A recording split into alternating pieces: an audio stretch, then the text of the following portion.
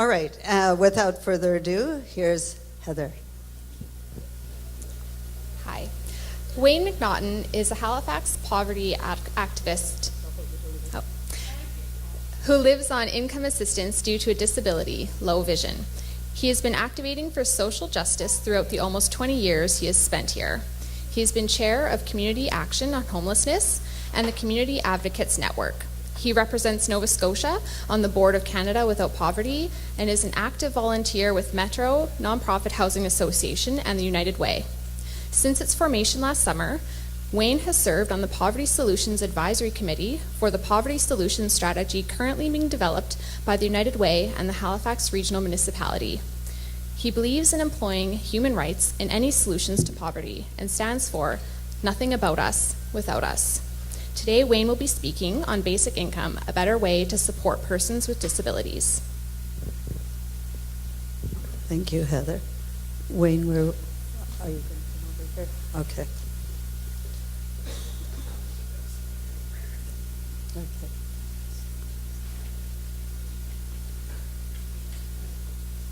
Do you want me to move this aside a little bit so you have more room?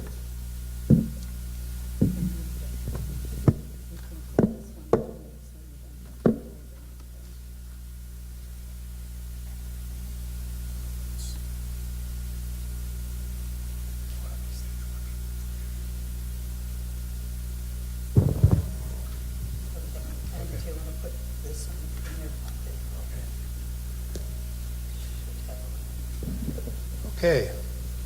Can everyone hear me okay? Okay, good. Thank you. And thank you to Pierre and Mandy and others that have worked so hard to put this conference together. It's really great. And great to have the opportunity to hear different speakers and participate in my case. And I certainly have enjoyed listening to the two people we've had speak so far.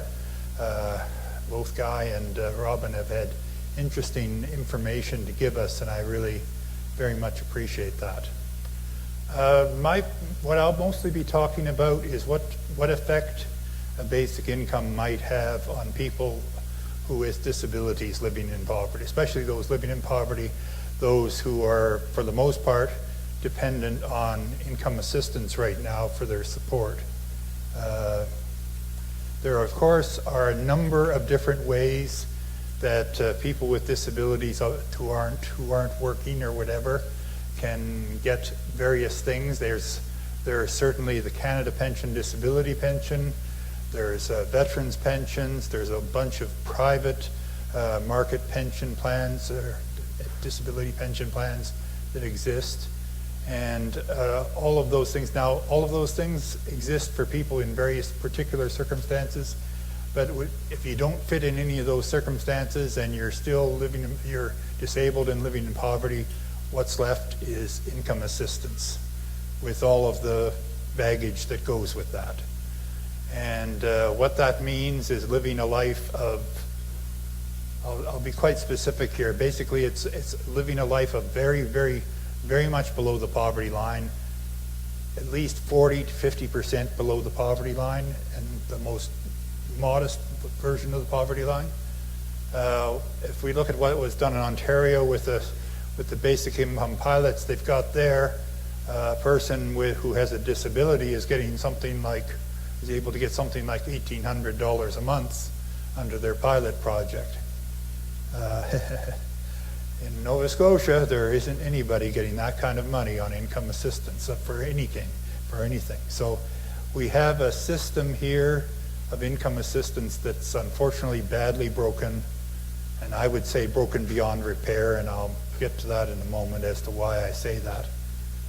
And we have the possibility of maybe we should move, instead of trying to transform the income assistance system, maybe we should look at bringing in a new system that would work differently, not just for people who are on income assistance, but for everyone that's living below the poverty line.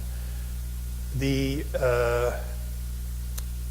basic thing of, as was mentioned, as Guy was talking about a number of these concepts, the idea of universality, the idea of everyone receives a basic income, the idea that these are basic fundamental This addresses basic fundamental human rights. Every Canadian has a fundamental right to sufficient income. It's a right recognized by the United Nations. And the United Nations, in fact, has ensconced this in a variety of treaties, and it's even in the treaty for the treaty for the rights of people with disabilities. And Canada is a signatory to all those treaties. And we've been in violation of all those treaties ever since we signed them. So we need to get our act together on that. What would it mean if suddenly somebody got a basic income maybe not even that, it doesn't have to be $1,800 a month. It could be, say, that $20,000 a year that was mentioned a little while ago. How would that impact people who are on income assistance with a disability? Well, it restores dignity. Right now, what you have to do to obtain and to keep that income assistance is go through a very degrading process of going through interviews with caseworkers, going through having to obtain a ton of medical documentation very often, and all of that to prove that you're disabled and you shouldn't be working for work, so that they don't say you have to look for work, because everything is still predicated on the idea of finding that paying job as the only way of existing in our society. People who are poor get stuck with that and have been stuck with that ever since Victorian times. That the poor have got to work for their living. I don't care about that guy over there that inherited $1 million. He doesn't have to work for a living, but you got to work for a living because you don't have anything. So that's for me the big social justice piece of a basic income. It makes sure that all of that wealth, all of that enormous wealth that has accumulated over the years, does get fairly shared among people. How does it work right now? Well, as I say, you have to apply for that. That's a whole application process. There's a whole thing of being judged. You have to prove constantly that you're still in need. You get an annual review that says, okay, where the worker sits there and goes, okay, well, yep. And then, even the changes that they've made to the system to make the system work better have in fact imposed a different kind of situation. I'll give you just an example of how that can be very perverse. They used to have it that you would go in for your interview, or you'd go to the caseworker to obtain, say, if you needed something that you needed to purchase because of your needs, so-called special needs. What happens is they used to go in, you'd see your worker, and the worker would say yes or no, depending, and if yes, well, what you had to do, you had to obtain quotes or whatever, here's the maximum we can pay, et cetera, et cetera. Now you go to see a worker about something like that, and they say, oh yeah, I think you should probably get that. I'll write up a memo here, and that memo now goes to a committee that has to consider whether or not, because the workers aren't allowed to make that decision on their own anymore. That was supposed to make the system fair because everything was going to go through a committee and you saved the personal biases of the worker and everything. But in fact, what it's done is add another layer of bureaucracy and another delay in obtaining money for things that are quite often very urgent. Say if you need repairs to your electric wheelchair, or you need new glasses because your glasses broke, waiting till the next time that committee meets in a week is just one more burden you have to deal with. And that's not fixing the system. What would a basic income do? Well, the other thing is that, of course, is that once you're on the system, you have to report all of your income, and they have the right to come back and audit that anytime at all for years and years to come, and they do. They will send people for a forensic audit. They do forensic audits all the time on income assistance recipients as part of the annual review process. You go into an annual review, they can say, well, 6 years ago, you got this. Tell me about that. That's the way the system works as it stands right now. The other thing that happens is, say, for example, you've been disabled for a period of time. You've been out of the workforce for a period of time. You have a chance to maybe go back and there's a job over there that maybe, just maybe I could do. But what happens is, and I've heard this horror story over and over and over again from other people in income assistance, and I know it as well personally, is you do not want to take a chance on taking a job. Why? Because you get pushed off income assistance, and if the job doesn't work out, wow, you've got a problem. If the job doesn't work out, but it's actually just because you feel you can't do the job, wow, you've got a bigger problem, because you're not even going to get back on the system without paying a penalty. So and you're back at square one in terms of getting back on the system again. One of the biggest features of a basic income that would be a real benefit to people who are disabled and on income assistance is simply the fact of this unconditionality, the fact that you can move in and out of the labor force as you see fit without having to answer to a caseworker and prove all the time about why you made that decision or what you do. You make the choice to rejoin the workforce in some way if you feel you're able, and if you find that it's not working out for you, you can leave the workforce again and go back to just having the basic income. That's a big, big change. They're talking very much, as was mentioned, I'm involved with a number of committees. We know a little bit of what they're talking about in terms of welfare transformation. And one of the things they're talking about is changing the clawback so that the clawback isn't as egregious. And that's great. It's a good move. But except there's still going to be a clawback. It's just not going to be quite so egregious. It ignores the fact that basically that when that first part of the income that you're making out of it begins to raise you up is ending up even part of it still being clawed back. The clawback is also tied to a bunch of other bureaucratic problems. So I think when you get to a point where it's basically you're just getting a check every month, and what you get to do is you get to, based on your own personal abilities and personal needs, you can choose to decide to want to do something like take work or do volunteer work, or, as has been mentioned, support a family member. Quite often it's a case of, and even it's a case as well for people that are not disabled who want to care for a disabled family member. Right now, yes, there's some funds for support workers kind of thing, for family helpers. But imagine if everyone was getting a basic income, how many more people would be able to do that, be able to take time off from their work to help out someone who's disabled, to support someone who's disabled, someone who's in their family, and there is no better care than you're going to get from a member of your family. So these are all the kind of advantages that we see if we had moved to a basic income model from our current last resort welfare model. And the other thing that I was going to say in terms of, I say that the system is broken beyond repair. Here's why. One of the things we were talking about this morning here was a bit of the pragmatic reality. How do we implement a basic income? How do we get it put out there? And because it's real. Politicians and bureaucrats have to make a decision to do this in order for it to happen. And in order to, as was said, you have to have, you've convinced me, I think Mayor Savage said this, but the idea you've convinced me, well, now go out and convince all the public out there. So here's the thing. Think about this for a moment. One of the factors of the welfare system being broken, in fact, probably the biggest factor, is its inadequacy. And that's for disabled people as well as for able people.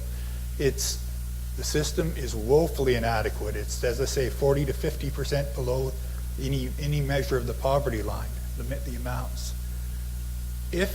Can a person, in order to fix that system, that amount has to be raised up to very close to the poverty line, if not at the poverty line.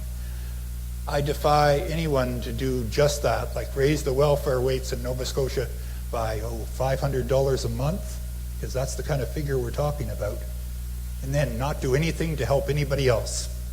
That working poor person across the street, that person that's struggling No, we're not helping them. We're just giving $500 a month more to the 30,000 people who happen to be able to cross all the T's and dot all the I's on a welfare form.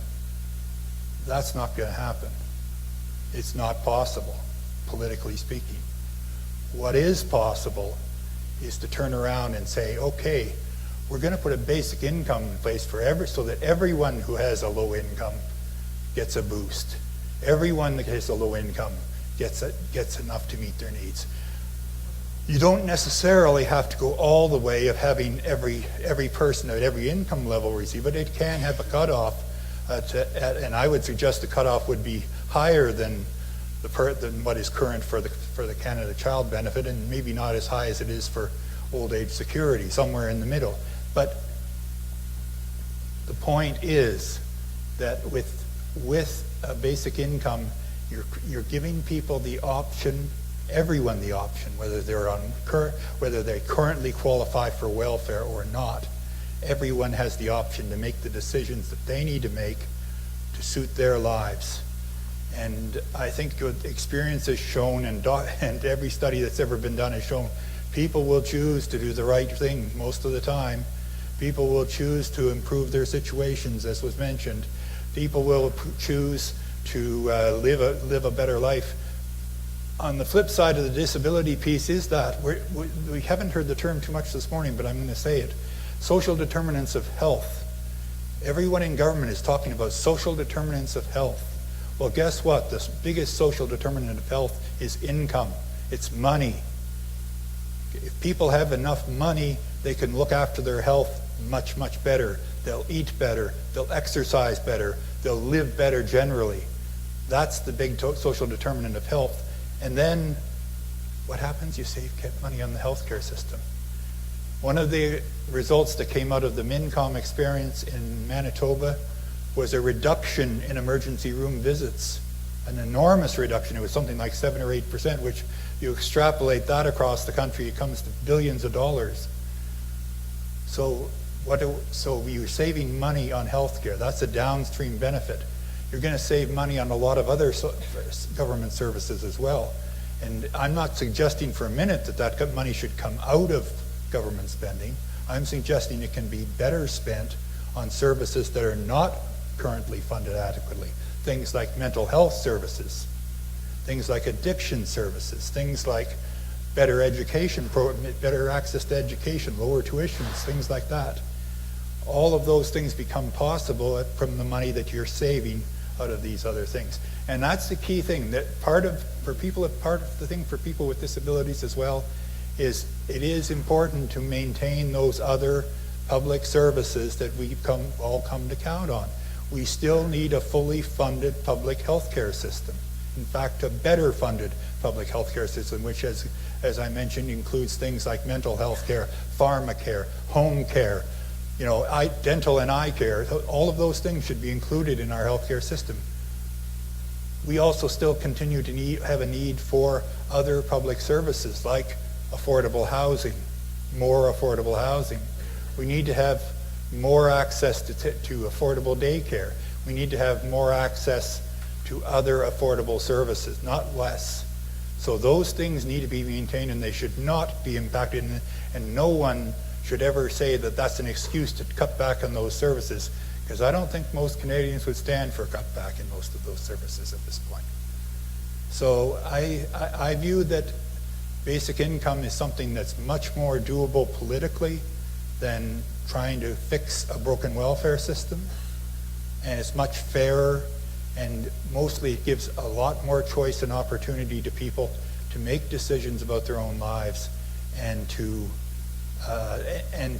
live a better life that will contribute to the betterment of everyone, whether the person is wealthy or not wealthy. It doesn't make a difference. It will help people all achieve a basic amount of what they need. So I agree with the statements that have been made. We really have to be active in pushing for this, and we have to be active in pushing. There are these arguments out there about, well, what if it does this and what if it does that? We need to push for the basic income we want. That's what we need to be doing, pushing the politicians for the basic income we want. We want a basic income that's going to provide a base for everyone, and we don't want it to be an excuse to cut back on other public services. We don't want it to be an excuse to make other negative changes or cut back on labor laws or things like that. We need it to actually benefit people. And it is possible, it is affordable, and we need to get busy and do it, and we really need to push it. So please, thank you.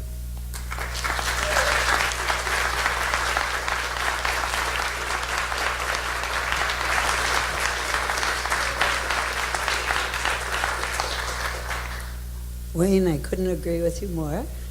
Are there any questions for Wayne or statements in response to Wayne's comments? Okay. Let me bring it over to you. I can bring this over to you. Okay. I'm here today representing millions of injured, diseased, and disabled workers across this country. And I just want to point out a couple of facts. Number one, when you go to emergency and you say, I got hurt on the job, don't expect the same treatment you would get under MSI. Number two, I received a 10% pension back in 1989, which was $91.61 a month to live on, which meant I ended up on welfare. Each and every one of you young people here have that chance. Every 20 minutes in Nova Scotia, every 9 seconds in Canada, somebody gets injured.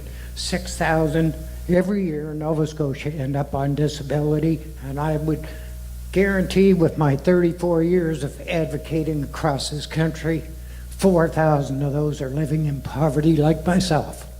I don't think it's fair in this country for people that go to work every day, love working, and I miss going to work, and then have to live in poverty, not getting out half of the winter because you haven't got a scooter or you can't get around. The cost of these scooters, $60 an hour to work on them. A motor in it's worth over $1,200. The batteries are worth over $500. And the main thing I want to point out is across this country, look at the families of those that are injured in the workplace. Don't shoot them down. Stand beside them. Because until you do stand up and stand beside me or one of the other advocates across this country, workers' comp is going to get worse. I mentioned a 10% pension in '89. After 18 years of being on welfare and doing my own physio, I ended up back in the workforce. 4 years later, I slipped on stripper. Workers' comp would not cover my head bouncing off a concrete floor 3 times. They covered my back with a 10% pension. The 10% pension was $32.47 a month to live on.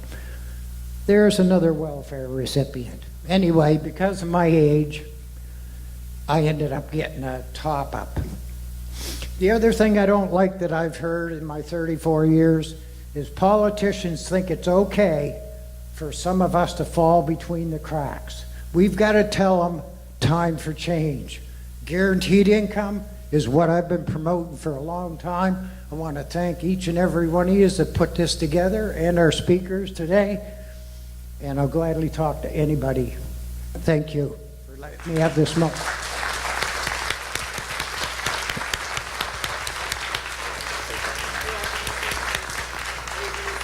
Yeah, I'll say something. Thank you very much for that. And that's a very, very important part of this. That's a very good reason why we need to change the system we have. And I also wanted to mention, because it is important, when we talk about a basic income, we're talking about an income that's going to help people meet their monthly needs, month to month. You know, these other needs, which our friend talked about there, the high cost of getting various appliances and things like that, that still has to be covered. That's another piece that government can't say, oh, now you're getting a basic income, you don't need it. No, that still has to be covered one way or another. And while this would do away with most of what is, say, income assistance, the need for coverage for various special needs, especially those big one-off expenses like that, would still need coverage, and it would still need to be, but I would say there's one advantage to that, to closing down income assistance. Instead of dealing with a caseworker at income assistance who doesn't even know much about medical stuff, maybe we can put those under the healthcare system, where you can have an occupational therapist or medical social worker assess what's needed and provide the funds necessary for it to do it. Just a suggestion.